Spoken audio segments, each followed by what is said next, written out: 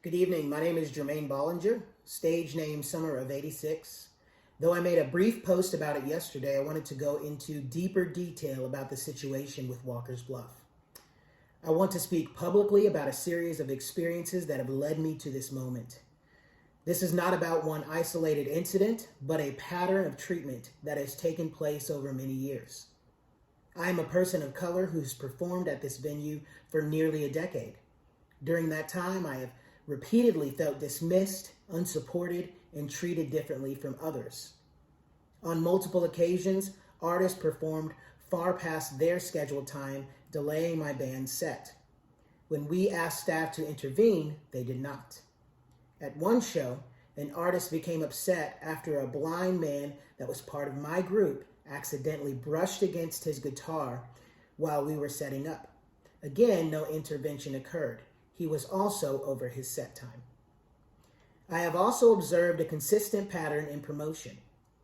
White artists were promoted throughout the week leading up to their shows, while my performances were often promoted late, sometimes only a day before, or not at all.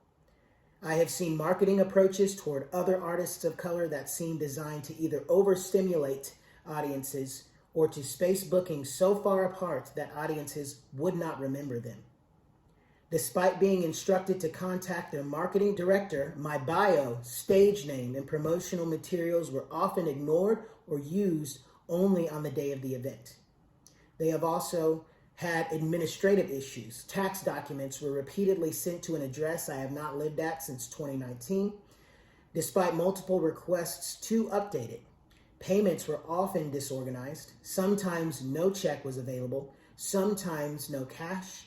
And in one instance, I was handed a check made out to another performer and asked to figure it out. One of the most stressful incidents occurred when my band was asked to perform during a snowstorm.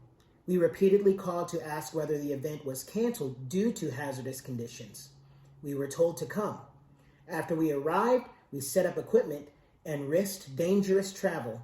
The show was canceled, leaving us to either drive home through worsening conditions without pay or remain. The final incident involved my bringing non-alcoholic drinks required for my medical and dietary restrictions. I have vocal cord nodules since 2022 and must stay hydrated under medical guidance. Nothing on the venue's menu met those requirements. After years of bringing my own drinks without issue, a waitress approached my 12-year-old stepdaughter instead of speaking to me directly and demanded the drinks be removed. When I explained the medical necessity, I was told to keep them hidden.